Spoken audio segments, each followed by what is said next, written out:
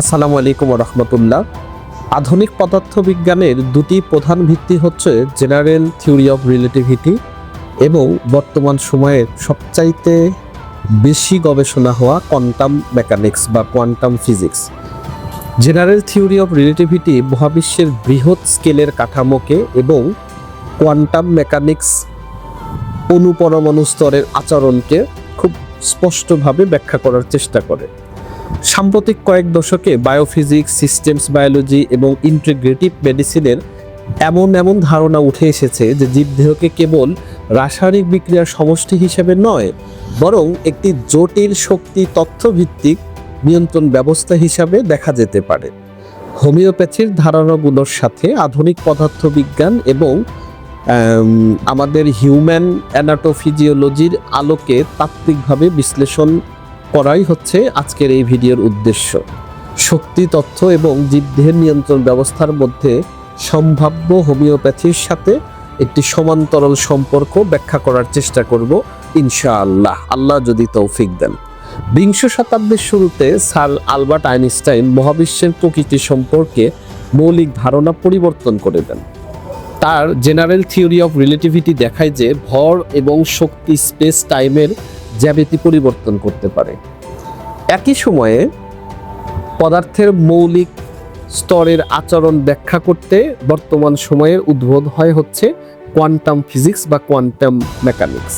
অন্যদিকে চিকিৎসা বিজ্ঞানের হোমিওপ্যাথির আবিষ্কারক স্যামুয়েল হ্যানিম্যান স্যার হোমিওপ্যাথির মাধ্যমে একটি সম্পূর্ণ ভিন্ন দৃষ্টিভঙ্গি প্রদান করে, যেখানে রোগকে মূলত একটি গতিশীল নিয়ন্ত্রণ ব্যবস্থাপনার বিকৃতি হিসেবে বিবেচনা করা যেতে পারে।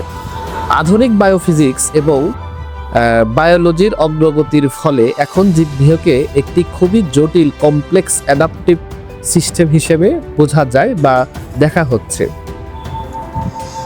আধুনিক পদার্থবিজ্ঞান এবং বায়োলজিক্যাল নিয়ন্ত্রণ ব্যবস্থার ধারণার সাথে হোমিওপ্যাথির তাত্ত্বিক কাঠামোকে সদৃশ্য বিশ্লেষণ করাটাই হচ্ছে সবচাইতে যৌক্তিক বিশ্লেষণ। জেনারেল থিওরি অফ রিলেটিভিটি অনুযায়ী মহাবিশ্বের ভর এবং শক্তি স্পেস টাইমের বক্রতা সৃষ্টি করে, অর্থাৎ বস্তু কেবল স্থির কণিকা নয়, বরং এটি একটি গতিশীল শক্তি ক্ষেত্র হিসাবে কাজ করে বা একটি গতিশীল শক্তি ক্ষেত্রের একটা অংশ আপনি বলতে পারেন। জীবদেহের ক্ষেত্রেও একই ধরনের ধারণা প্রযোজ্য। আধুনিক বায়োফিজিক্স দেখায় যে মানব দেহে বিদ্যমান বায়ো ইলেকট্রিক্যাল সিগন্যাল, ইলেকট্রোম্যাগনেটিক ক্ষেত্র, নিউরোকেমিক্যাল ট্রান্সমিশন এবং হরমোনাল ফিডব্যাক সিস্টেম, এই সমস্ত উপাদান একত্রে একটি জটিল বায়ো রেগুলেটরি নেটওয়ার্ক হিসেবে স্ট্রাকচার্ড হয়, গঠন করে এবং একত্রে কাজ করে। হোমিওপ্যাথির ভাষায় এটিকে আপনি ভাইটাল ফোর্স বলতে পারেন, যা জীবদেহের বা আমাদের সামগ্রিক কার্যক্রমকে নিয়ন্ত্রণ করে। কোয়ান্টাম মেকানিক্স দেখায় যে পদার্থের মৌলিক প্রকৃতি, তরঙ্গ এবং কণিকার দ্বৈত রূপ ব্যাপারটা বোঝায় আর কি। এই কোয়ান্টাম তত্ত্ব অনুযায়ী পদার্থের গভীরে রয়েছে সম্ভাব্যতার তরঙ্গ এবং শক্তির প্যাটার্ন। এই ধারণা জীববিজ্ঞানের ক্ষেত্রে গুরুত্বপূর্ণ, কারণ অনেক জৈবিক প্রক্রিয়া যেমন প্রোটিন সিনথেসিস করা, এনজাইমের ক্রিয়া বা ফাইটোসিনথেসিস, যে এই বিষয়গুলা কোয়ান্টাম স্তরের ঘটনাবলীর সাথে সম্পর্কিত। হোমিওপ্যাথির একটি মৌলিক প্রক্রিয়া হচ্ছে পোটেন্টাইজেশন, অর্থাৎ যেখানে হোমিওপ্যাথি যে ভেষজ আছে বা পদার্থকে ধারাবাহিকভাবে একটা নির্দিষ্ট নিয়মে, একটা নির্দিষ্ট প্রক্রিয়ায়, একটা নির্দিষ্ট সময় ধরে ডাইলুটেড করে ঝাঁকি দিয়ে পোটেন্টাইজের মাধ্যমে একটা হোমিওপ্যাথিক ঔষধ বা শক্তি প্রস্তুত করা হয়। ধারণা করা হচ্ছে বিভিন্ন গবেষণায় যে এই প্রক্রিয়ায় দ্রাবকের মধ্যে একটি ইনফরমেশন ইমপ্রিন্ট তৈরি হতে পারে বা হয়। যে এই ইনফরমেশন ইমপ্রিন্ট যে হোমিওপ্যাথির ওষুধগুলোর মধ্যে যে হলো, অর্থাৎ আপনি যদি আরো সহজভাবে বলেন, সাপোজ ধরুন আপনি একটি এক্স ভেষজকে হোমিওপ্যাথিক ওষুধ হিসেবে তৈরি করবেন। এখন ওই এক্সকে একটা নির্দিষ্ট প্রক্রিয়ায় নির্দিষ্ট পরিমাণে আপনার অ্যালকোহল এবং ওয়াটারের সাথে মিশিয়ে পোটেন্টাইজ করা হয় ঝাঁকি দিয়ে দিয়ে একটা নির্দিষ্ট সময় ধরে। এখন ওই এক্স থেকে যে ওষুধটা তৈরি হলো হোমিওপ্যাথিক ওষুধ, যেটা পোটেন্সি বলতেছি বা হোমিওপ্যাথির শক্তিকৃত ওষুধ, ওই এক্স এর সমস্ত গুণ বা এক্স এর সম্পূর্ণ ক্রাইটেরিয়া কিন্তু এই হোমিওপ্যাথিক যে এক্স ওষুধটা তৈরি হলো এইটার মধ্যে বিদ্যমান, যেটাকে ইনফরমেশন ইমপ্রিন্ট আমরা বলছি, আর যেটা ওয়াটার মেমোরি, কোয়ান্টাম কলোরেন্স এই ধারণাগুলির সাথে গবেষণাধীন এবং বায়োফিজিক্সের সাথে, এবং এই জিনিসগুলা গবেষণার দিক নির্দেশ করছে।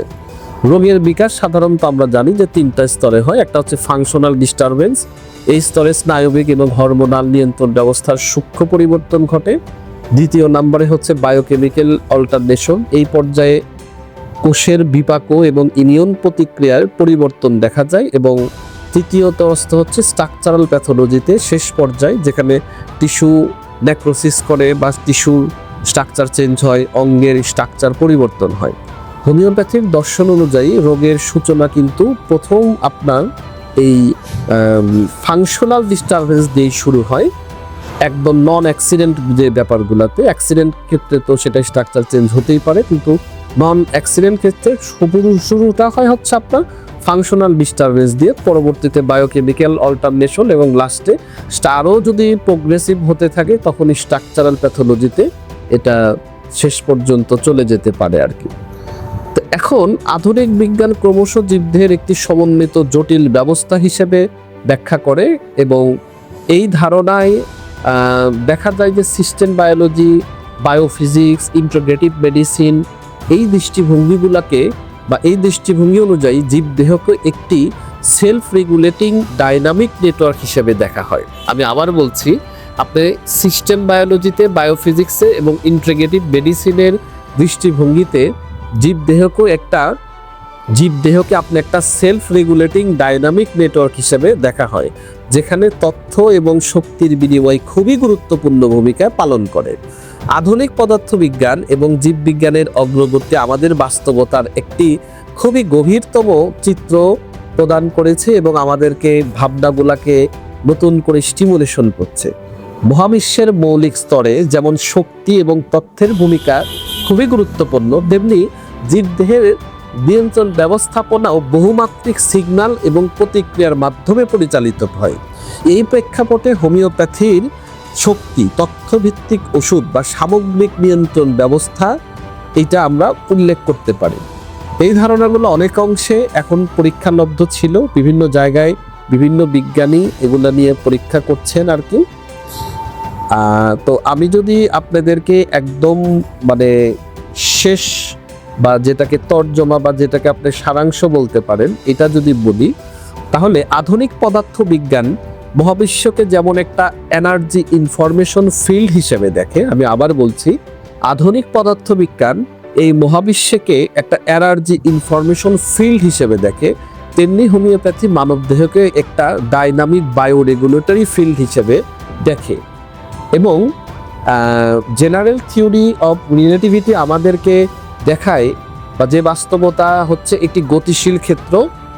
কোয়ান্টাম মেকানিক্স দেখিয়েছে যে পদার্থের গভীরে আছে শক্তি এবং তথ্যের জগৎ, আর হোমিওপ্যাথি একটি চিকিৎসা পদ্ধতি হিসাবে দাবি করে যে মানব দেহের রোগ মূলত ভাইটাল রেগুলেটরি ফিল্ডের ডিস্টারবেন্স থেকে শুরু হয়, এবং সূক্ষ্ম শক্তি তথ্যভিত্তিক যে ওষুধ বা হোমিওপ্যাথিক যে পোটেন্টাইজ মেডিসিন, এই পোটেন্টাইজ মেডিসিন আপনার বডির যে ভারসাম্যকে নষ্ট করে ফেলতে, অর্থাৎ যেটা ভাইটাল রেগুলেটরি ফিল্ডের ডিস্টারবেন্স এইগুলাকে রিস্টোর করতে পারে। তো আশা করি আপনারা সবাই এই তথ্যগুলো থেকে নতুন করে ভাবার একটা ক্ষেত্র পাবেন বলে আমার ধারণা। সকলের কাছে দোয়া চাই। আসসালামু আলাইকুম ওয়া রাহমাতুল্লাহ।